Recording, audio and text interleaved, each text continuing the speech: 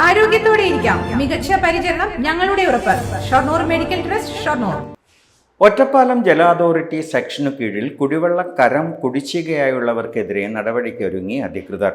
കുടിശ്ശിക തീർക്കാത്തവരുടെ കണക്ഷൻ വിച്ഛേദിച്ച് ജപ്തി നടപടികൾ തുടങ്ങാനാണ് ജല അതോറിറ്റിയുടെ തീരുമാനം.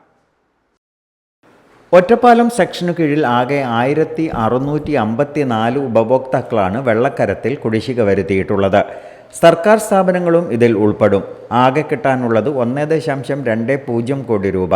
2000 രൂപയിലേറെ കുടിശ്ശികയുള്ളവർക്കെതിരെയാണ് ജല അതോറിറ്റി നടപടിക്കൊരുങ്ങുന്നത്. മുഴുവൻ പേരും 2000 രൂപയിലേറെ കുടിശ്ശികയുള്ളവരാണ്. തുടർച്ചയായി 3 മാസത്തിലേറെയായി കരമടയ്ക്കാത്തവർക്കെതിരെയും നടപടിയുണ്ടാകും. ഒറ്റപ്പാലം നഗരസഭയിലെയും അമ്പലപ്പാറ, അനങ്ങനാടി, വാണിയംകുളം, ലക്കിടിപ്പേരൂർ, മണ്ണൂർ, മങ്കര എന്നീ പഞ്ചായത്തുകളിലെയും ഉപഭോക്താക്കളാണ് കുടിശ്ശിക നൽകാനുള്ളത്. മറ്റിടങ്ങളിൽ മാർച്ച് 31-നകം കുടിശ്ശിക തീർക്കാത്തവരുടെ കണക്ഷൻ വിച്ഛേദിക്കാൻ നടപടി തുടങ്ങിയിട്ടുണ്ട്. പാലക്കാട് സബ് ഡിവിഷന് കീഴിലാണ് ഇത്. സമാന നടപടിയാണ് ഒറ്റപ്പാലത്തും ഉണ്ടാവുക.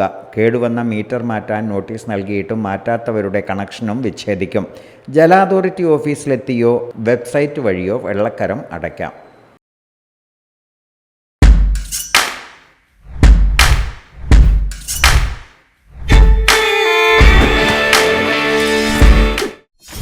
.view news. കാഴ്ചകളാണ് ലോകം. കണ്ടു തുടങ്ങുക.